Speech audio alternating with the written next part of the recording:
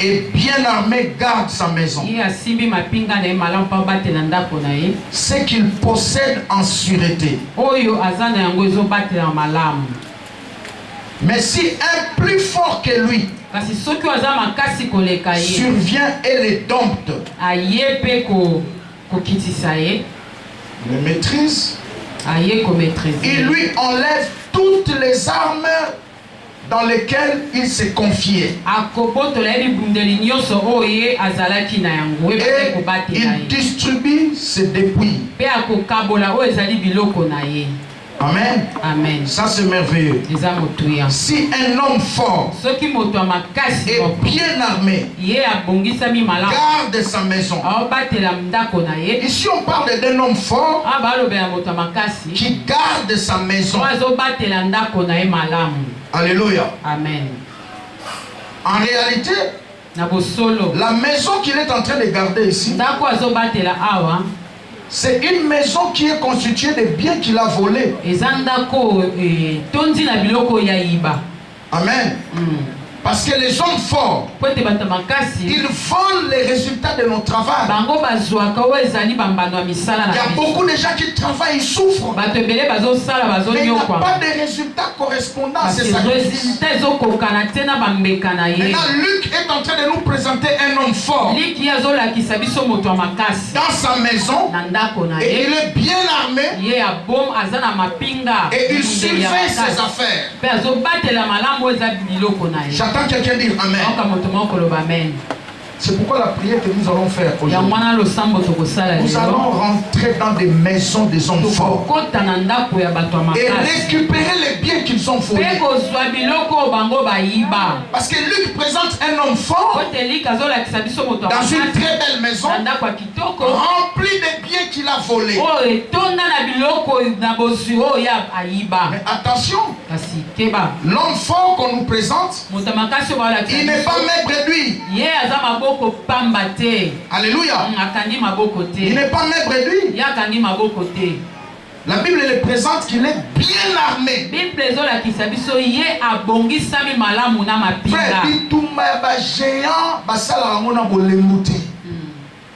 Les hommes forts ont un seul langage qu'ils écoutent. C'est le langage de la violence. J'attends quelqu'un dire Amen. Amen. Quand on a un homme fort, ça a l'esprit têtu. Est-ce que tu vois le dire Amen? Tu ne peux pas venir comme ça. Parce que la Bible dit, lorsqu'un homme fort est bien armé, garde ses biens, garde sa maison, il veut s'assurer que tout ce qu'il a est bien protégé. Je me rappelle d'une série qui m'a beaucoup béni en 2010 jusqu'à 2012, série de Jack Bauer. Je ne sais pas s'il y a des gens qui suivent ça. J'ai appris le leadership dans cette série. J'ai appris aussi que tout le monde peut te trahir. Amen. Amen. Dans cette série, on voit comment les traîtres entrent dans les cellules antiterroristes. Ils entrent même jusque dans la présidence. Jusqu'à trahir le président. Amen. Amen. Mais ce qui m'a touché dans ces textes ici, dans cette série-là, chaque fois que Boer allait pour chercher les terroristes, au moins, attention, le suspect est bien armé. Donc quand tu vas là-bas, d'abord terroriste à Zakanaso Moliwate. Quand Babi Gaza bien armé, Alati ba bombo. So on met aussi bien à l'oenge, na yona ebo saini. Est-ce que tu vois sur le bas? Amen. C'est ça en fait les hommes forts. Quand tu viens pour l'attaquer, il n'est pas même réduit. Il est bien armé. Amen. Amen. Parce qu'il est là pour bien garder la maison. La maison qui est remplie de choses qu'il a volées. Il a volé les mariages de votre génération. Il a volé les étoiles de commerce, les étoiles de finance. Il a volé vos terres. Donc mon famille mobimana batata bazokufa mutasombi ata mabele azante. Alléluia. Amen. Il est rempli. Il remplit sa maison de biens qu'il a volés. Alors ce soir, nous allons nous attaquer à tous ces hommes forts. Et nous allons les écraser. Amen. Amen. Les hommes forts, retenez aussi, ce sont des esprits détourneurs de destinée. Ce sont des esprits déviants de destinée. Amen. Amen. Parce que c'est possible sur la terre que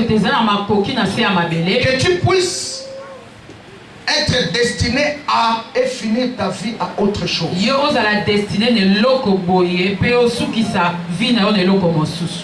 Toi, nos voisins, est-ce que vous avez penza makambo esengela ko sala to ozo sala ka rapport et lo ko sala les athées.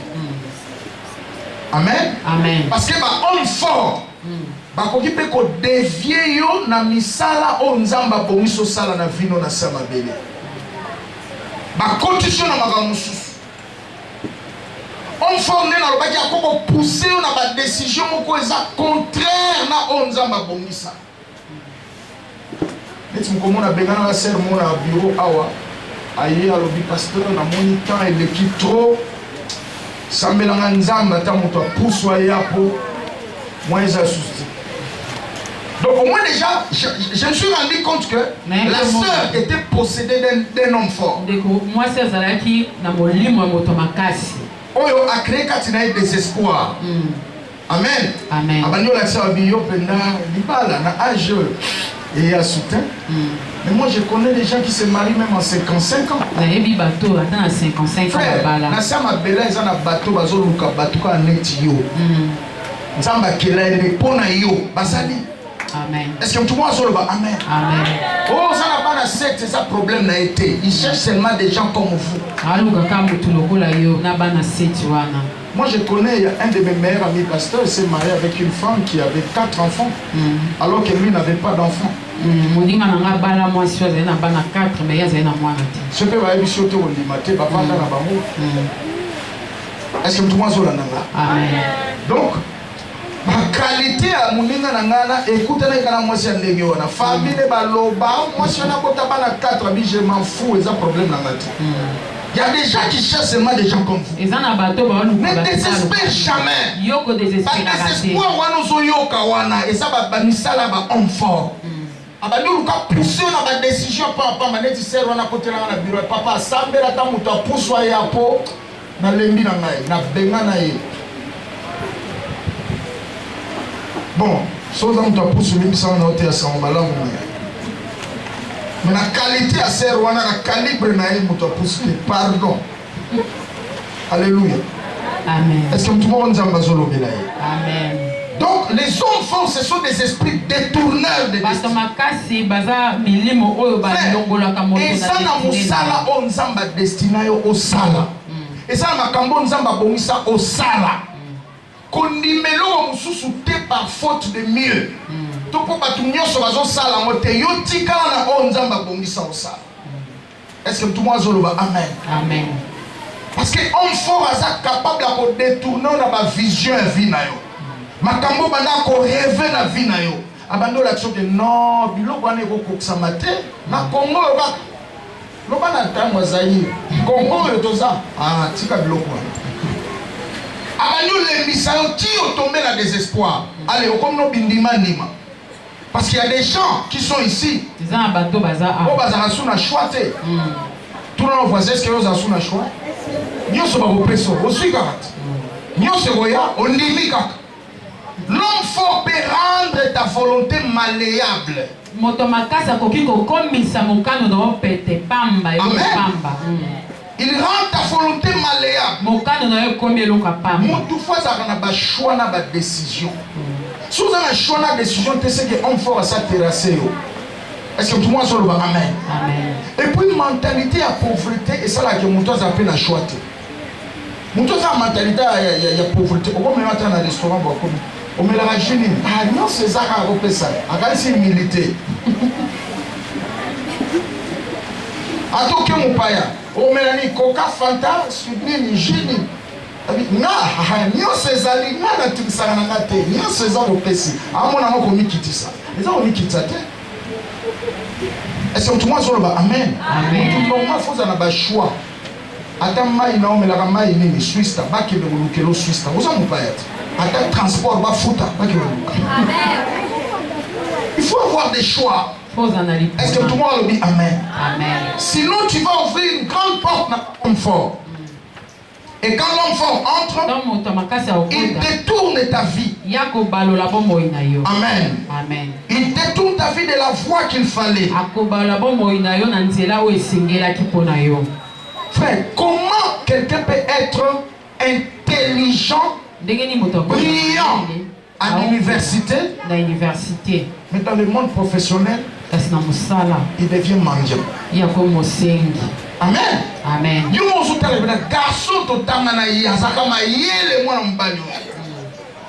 Donc mayele ne soukara na classe mais landa na musalate. C'est qu'il a été détourné par un homme fort. Je prie le Seigneur ce soir que tes brillances actuelles te suivent partout. J'étais en train de dire à quelqu'un, je prie le Seigneur que la manière dont tu es en train de briller, il l'a partout. Amen. Comment ça qui tombe pas la pino au bal au bébé? Soit aux agana na mayele na classe, et comme il tombe au sala mayele qui. Et c'est normal que tes brillances actuelles te suivent partout, frère. Je disais que tes brillances actuelles te suivent partout. Que personne ne te défie. Que les géants qui comportent ta vie m'entendent et m'écoutent. Aujourd'hui, c'est la fin de la mission. Ils ne peuvent plus continuer à jouer avec toi. Si ces géants-là ont vaincu tes oncles, tes tantes, ils ne pourront rien sur toi. Parce que tu appartiens à Jésus. Ton avenir est meilleur. Jésus est très fort à ta place. Et pendant que je parle, les géants sont en train de trembler. Parce que leur fin c'est aujourd'hui. Ils vont libérer ta vie aujourd'hui. J'entends quelqu'un dire amen. C'est pas normal. Alléluia. Amen. Tu ne peux pas perdre certaines qualités. Les géants. Les hommes forts. Pourquoi nous devons les vaincre? Première raison, c'est que les hommes forts travaillent pour Satan. Comme je l'ai mentionné dans mon introduction, ce sont des ambassadeurs de Satan. Pour bloquer nos progrès. Et ils refusent que nous puissions entrer dans notre destinée. Voilà pourquoi nous devons les combattre et les vaincre. J'entends quelqu'un dire amen. Ils sont là pour bloquer tes progrès. Empêcher tes réussites. Ce n'est pas normal. Dans nos voisins, c'est un niveau 6 avec un boulot caraboy. Caraboy, car on a pas désespoir. Caraboy, au bandage, on va néwana, et si la néwana. Non. Frère, viens, on te bonne à la moukolomoko. En un jour, tout peut changer. Et puis, tout ma géant, faut qu'on l'ingayango, parce que son coin, c'est géant moko. D'abord, il faut se faire la matière, ma casse, parce qu'il n'est pas moulayo. Parce que si on voit ici géant moko, il y a qui va porter belle qu'on fout moi la vie. Parce que tout le monde est là. Les Philistins, ils ont 5 géants. Il y avait 5 princes de Philistins. Donc derrière Goliath, il y avait 5 géants. C'est pourquoi David a le 5 mabanga. C'était par rapport à la spiritualité, il y avait Philistins. Il avait affaire, donc tout le monde voyait Goliath, mais David voyait 5 principautés derrière Goliath. Et quand Goliath est tombé, la Bible dit tous les princes ont pris fuite. C'était une victoire écrasante. J'attends quelqu'un dire Amen. Ce qui j'ai à quoi il m'a Amen. Voilà pourquoi tu as tout intérêt à le vaincre. Amen. Amen. Ils travaillent pour l'intérêt de Satan. Ils volent les résultats de notre travail. Frère, combien de fois on change d'activité au Banda Kosala? Au Bina Mekata Oyo. Peut-être aussi, mais si Mekarate. Il y a un géant qui contrôle ce point. C'est pas normal. Combien de fois tu as suivi les autres dans des voyages? Tu as voyagé dans tout, voyagé, mais rien. Il y a un géant qui se cache. Il y a un enseignement que je vais vous donner au début de l'année. Les 25 cachettes des géants dans nos vies. 25 cachettes. Je vais prêcher moi-même pendant 25 séances. Là. Chaque jour, on va attaquer une poche. Chaque jour, des cachettes. 25 domaines où les géants vont bomber dans la vie. Amen. Est-ce que tout le monde a dit Amen? Amen. Et les enfants, comme hommes forts, ils mentent aussi. Ils séduisent. Ils vous poussent dans des mauvaises décisions, comme je l'ai mentionné tout à l'heure. Combien Amen. C'est cet homme fort là qui t'a poussé à faire ça.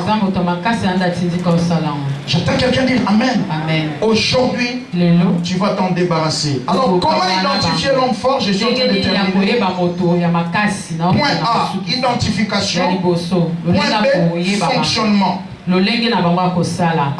Amen. Comment tu peux reconnaître un homme fort? Dans ta vie, dans ta famille, dans tes affaires, dans la parcelle où vous êtes, dans le quartier, dans votre avenir. Comment tu peux reconnaître un homme fort? Amen. Amen. Première clé, c'est par observation. Pourquoi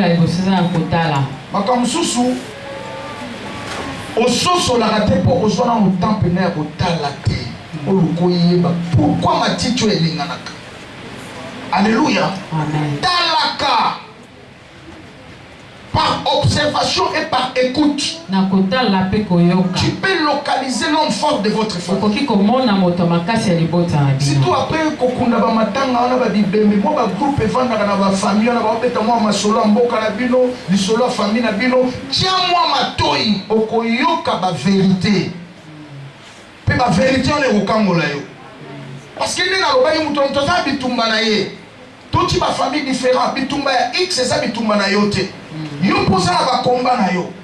Pour découvrir ma vraie ligne à ma prière, frère. Luka pour tout na ba information sur maman, libota obota manene. Tout na pe li sola li bala papa bino na maman bino ezala nene. Ce ba kabwana pona nini. Yo pe moto de Josué fiancé, yeba déjà que lelo ya maman bino so luki nzambe te e koma lobi na yo. Lelo ya papa na bino so luki nzambe te e koma lobi na yo. Maman sans envie, tout n'a pas d'information sous. Maman a beau dire maman a bien sans envie, tout n'a pas d'information sous. Papa a bien sans bon moi, tout n'a pas d'information papa, libota a bien tambola ndengenini, tout ça. Amen. Amen. Au côté les qui tata bino mo tata moi si mo kazano na bon moi. Au sombele moi secret on a flatté dans ma solo. Sans en facilité au kamaté au commenter au fini enregistreur. Moi je l'ai fait. Un salam. Je l'ai fait. Un salam. En 2010, je voyageais dans la famille de ma mère. Bien qu'on m'a invité pour aller prêcher. Des grâces, vous voyez? Na bana retourner ba question. Na sana ba enregistrement na tilelo. Et ça na bureau. Ceux qui t'aiment à l'objet na balaxina. Na bana retourner. Betela no lisolo famille na mboka pour vivre à neyeni. Bon ça na neyeni. Abandi ko betela na masolo. Na so ba vraie ligne à prière. Dès ces jours-là, on monte qui t'a non, na zolanda mosisa. ata soki modérateur moko abima tokobela moto ya nzambe ekita na bafamille nga nayebi kote na kotinda yanga moto mpo nazwa information kota bomama. Amen. Nazwa information kota botata napesi yo devoir wana yebisa voisin pasteur apesi so devoir kende kotuna mama na bino. Tuna mama na bino. Amen. Amen. Papa na ndeni ya papa abino. Alléluia. Amen. Eleka ndenge nini so bakabona mpona nini. Ok? Bitumba na yo efandi wana tika otambolaka mutu na se tika bokristo ya bafaiblard oyo nayebi kaka nzambe akosala te. Nzambe asala na bato bazwi conscience. Est-ce que mutu moko alobi amen? Amen. Fozwa conscience ce koko moko aza wana chance kenda fina enregistré tuna ye baquestion koko ndenge nini papa na mama babalanaka ndenge nini mbongo libala epesamaka ndenge eske epesama te oyo babalanaka te po koko moko aboyaka mpona nini tuna baquestion nde place mosisa libala no efandi ya mwana soki te okobala no okei metan bahomme fort bakotelema bakobotula libala. Est-ce que tu as nzambe azolobela? Amen. Okozwa na musala okei ntango homme fort akotelema abotoli. Par observation et par écoute, tu peux identifier l'homme fort. Amen. Amen. Nakotala tala no via batata na yo batala mwasi tala via ba mama na yo banoko tala bana baobota. Nakotala kako koyeba ya biso homme fort ye wana. Telema na ba prière siko. Amen. Amen. Pe na koyoka nde na obi kende kotuna akamususu tuna. So otosi osali devoir wana opesa ma raison. Est-ce que tout le monde a besoin de Amen. Et ça là est fort sur un téléphone enregistré dans votre personne d'information. Alléluia. Amen. Si possible, il y a un moto partagé pour que ce soit une vraie ligne à prière et pour approfondir des délivrance. Deuxième clé pour identifier, c'est dans les rêves. Amen. Amen. Bon, notre sœur est parti déjà, il est dans la gloire de Père. Il est déjà mort. C'est la sœur Nathalie. Mado. Un jour, j'ai prêché sur ces choses. Je ma prière. Alors, Betelanga, le solo, papa, na kenda ki na butu na loti ndoto moko. Liboso ya lupango na biso ya famille. Batu nyonso soki ba leki place moko boye ba monta nga ngoka na ndoto. Soki o leki place wana c'est comme si courant moko le wana boye. Biloko nyonso otiki wana. C'est comme tant biso to chauffer prière wana. Na butu le olota na ndoto, na kipina bima na lupango ya famille. Sikoyo courant wana tango ebeti mungo moko ebisinga yoko bima neti bango te zela telema wana atelema sikoyo abi fongola miso nzanga fongole miso abi banda kotimola place wana atimoli akuti ba mapoke mona kati batia bilamba après okoma amoni liste ya famille na bango mobimba bakanga wana abi bimisa liboki ya bimisi abi banda kotumba atumia abi lelo osali lelo quand on le vient yo, quand on le fait génération par les rêves. To sambeli kaka boy akio mona makamba. Amen. Amen. Par les rêves, tu peux aussi dire à Dieu. Tu dis Seigneur, la kisanga makambo e bomba na na famille oyo. O batu nyonso ba mona na muti. Dieu va te révéler. Et tu découvriras les domaines de ton combat. Amen. Tu peux identifier aussi le type de tes combats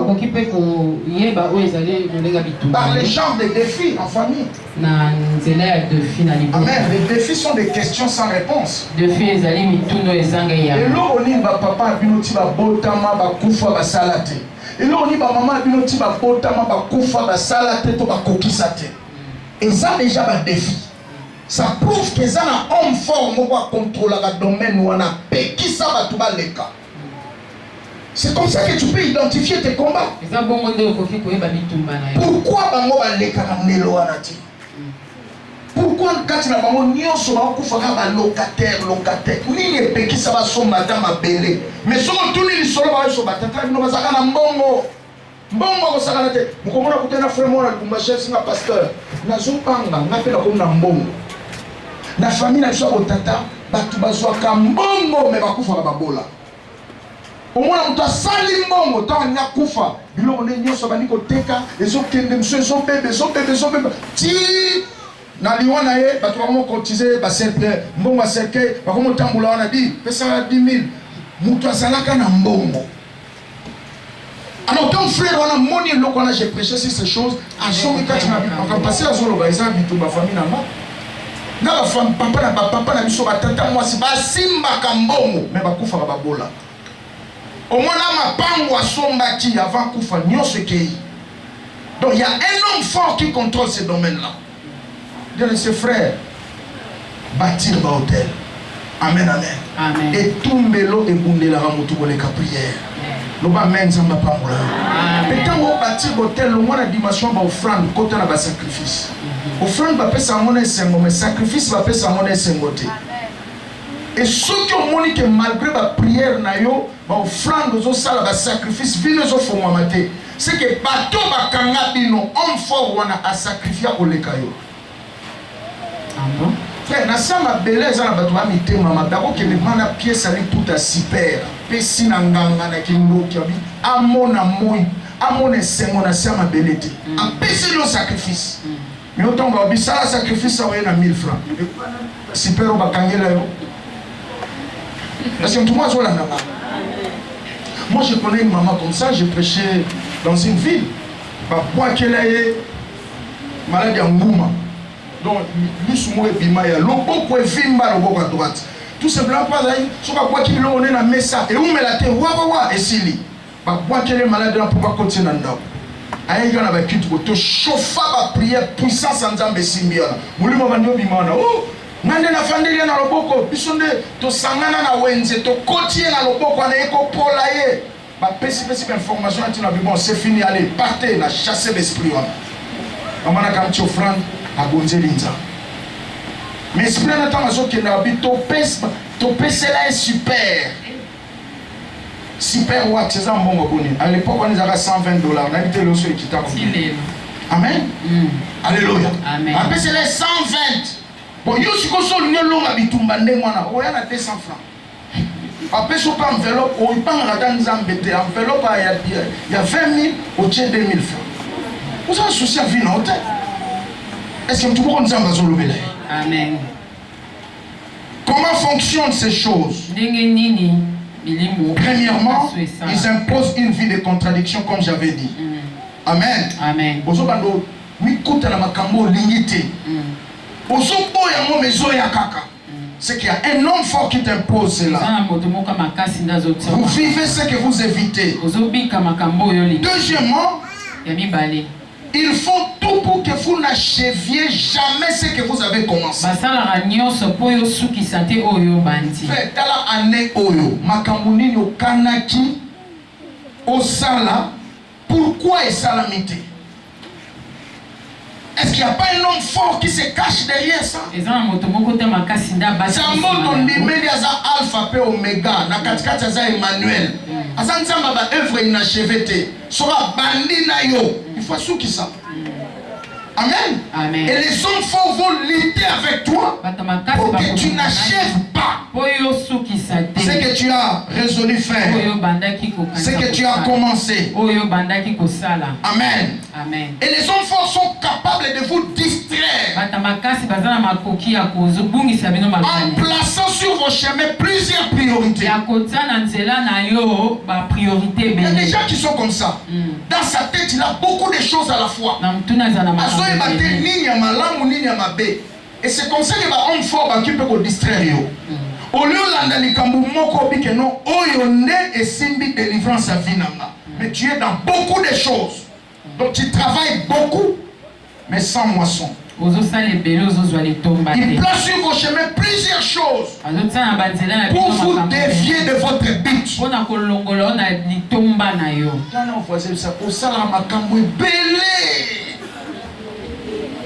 Mais makambo ça la remona na raté.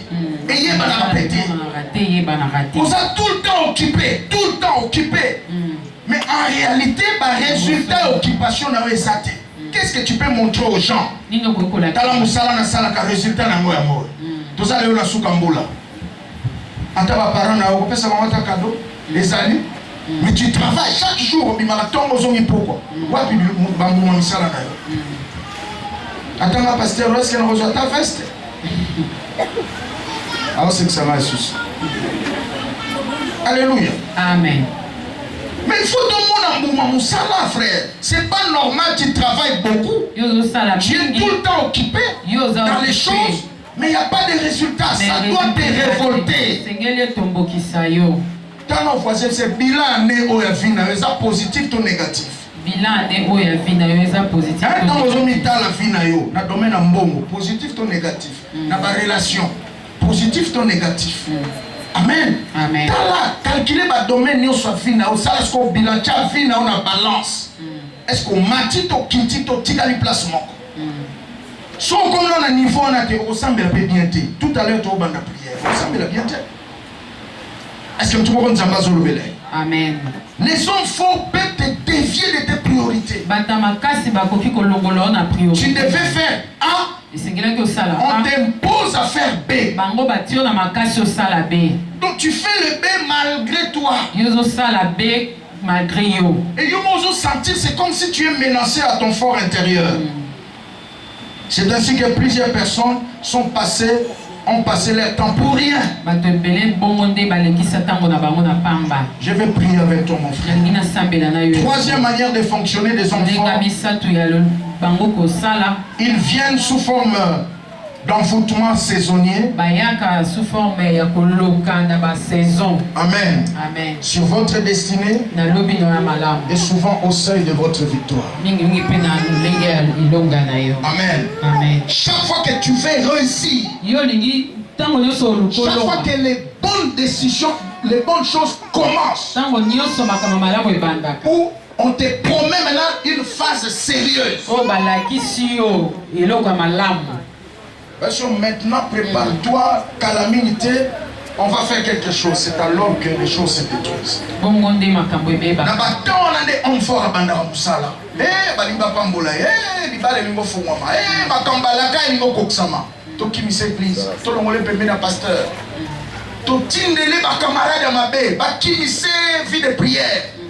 on a depuis un certain temps, Ozoko Kasuko pousse la première na soda parce que bah que soga yé première na soda chaque lundi bakendaka ngomba kuna soka ke kuna obesa misala so photo kimisa donc babali ko kimiso batoyo bakiko amplifier bonzambe katina yo bando tindolo ba camarade mabe bato ba distraction ba mo memola banzela moko yo ya musika na nzambe juste pour te défier kaka ko ba longolo na nzela tant voisin est-ce que nous banda yene ngozaka. Amen. Ils viennent périodiquement. Ils attaquent certains âges. Quand on a âge, on a été goyate. Sambila pour la tata moko souba na misu ya bana na ye. Tata wana bazako koksa 50 ans te so kokse kaka 50 ans faut kufa. Tata wana na veille anniversaire ya 50 ans na benga surtout ça la prière. On a prié. Papa est tombé par terre. Abimisi Masuba. Masuba, c'était le départ de ce démon-là géant. Ba démon là, il milliers d'amis sur banana. Na moi si na zakiwana. Solo moko na oka sur Masuba mais abongo na na lokati. Et j'avais compris que ce démon est parti.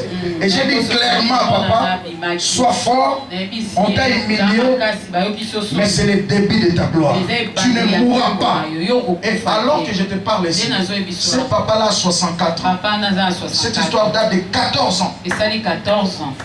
Amen. Il a 64 ans.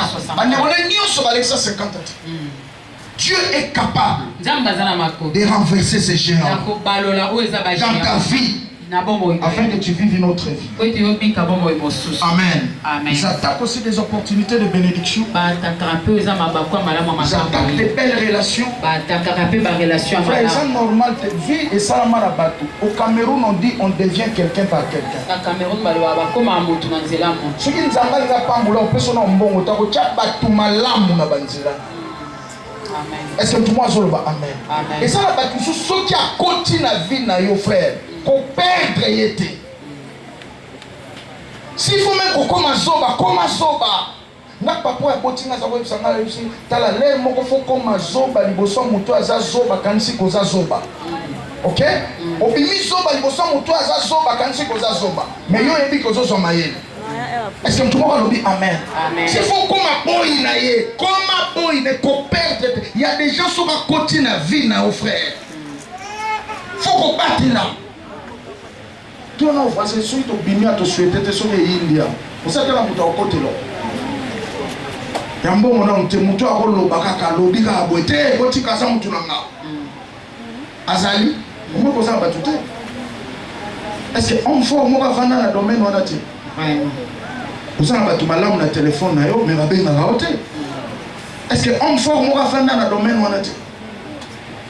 Est-ce que tu m'as dit amen? Amen. J'ai prêché comme ça à Lemba dans une croisade il y a quelques semaines en arrière.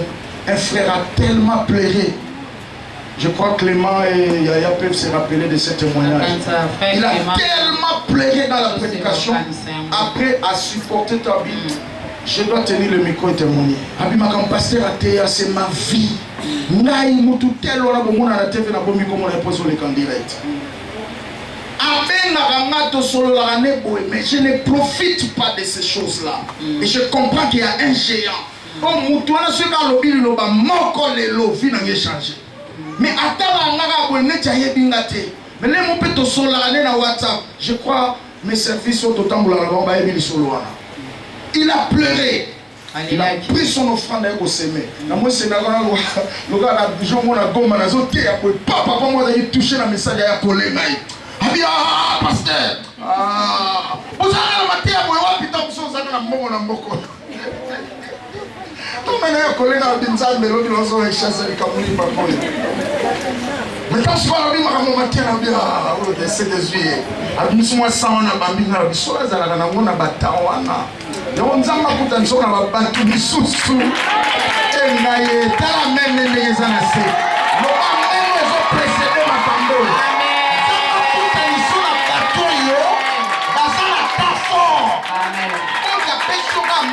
Transport, aussi bon à foutre un aussi bon à garantie, aussi bon à foutre la banne à classe. Transport carapam, ma frère. Bassan et ma bélo.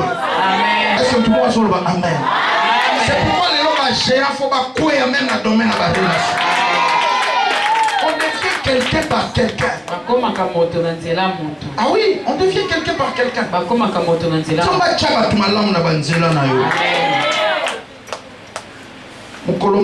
Joseph a vivant un mot vieux changeant. Ils imposent la mort et les maladies. Donc mon famille, l'esprit, il y a les rois, ils ont plané. Il y a des hommes forts. Frère mon ça m'a pasteur octobre, novembre. Nini frère biso basanzo ezanga eloko moko soit matanga eloko moko ekiti ebebisi famille. Basanzo na linga yango te. Donc, au lieu de faire la délivrance, sans un problème, la famille nous a un problème. Est-ce que vous pouvez nous en Amen. Alléluia. Amen. Et pour terminer, il nuit votre vie dans le rêve. Alors, quand tu vois des mauvais rêves, des combats, c'est un travail de géant que tu dois renverser. 4 clés pour vaincre ces choses. Et je termine par là. Première clé, c'est la prise de conscience. Tu ne peux pas vaincre les géants si tu ne connais pas ce type de géant qui vous dérange.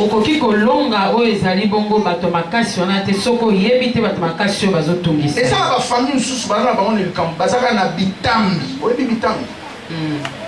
langage à ma baie. au moins la bande connaît nyonso ba bebisa mabala ba bebisa opportunité ba benga na misala pour na kaka maloba mabe so ba carte yo lingala ko bongola mutema. Ah oui, il y a une famille. Il y a des gens qui sont comme ça. Si on a conscience que j'ai un habit nos habitants, langage à ma bé, mauvais caractère.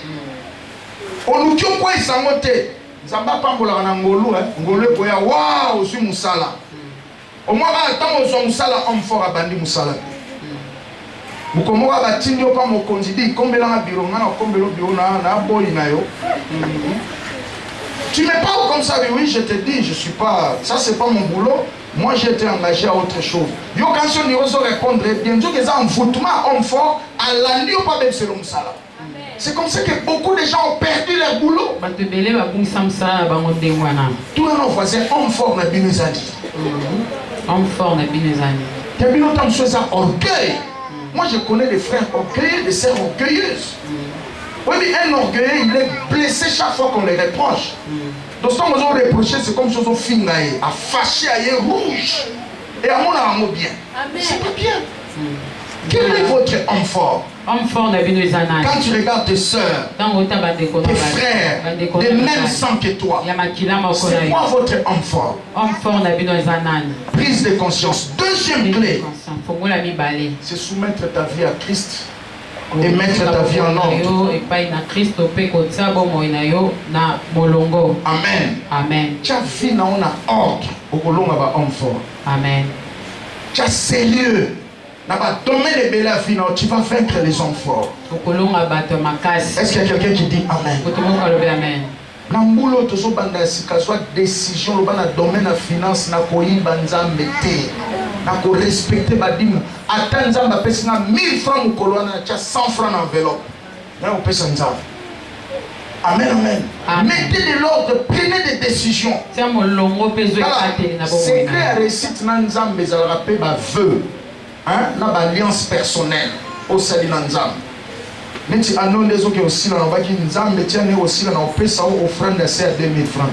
Puis on a payé offrande à 2000 francs.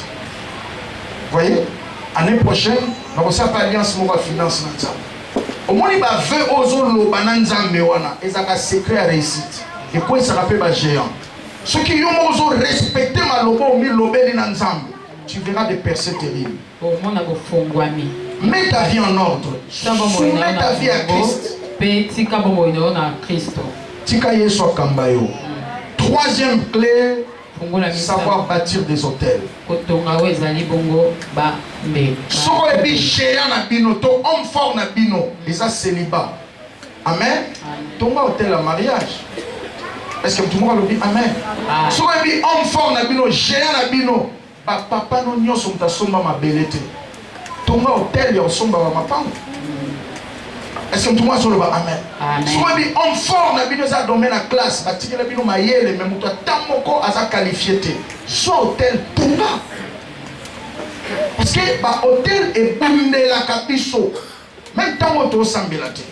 Est-ce que tout le monde a dit Amen? Très bien. Amen. Abraham a été réputé comme un grand intercesseur, mais il a passé presque la moitié de sa vie en train de bâtir des hôtels.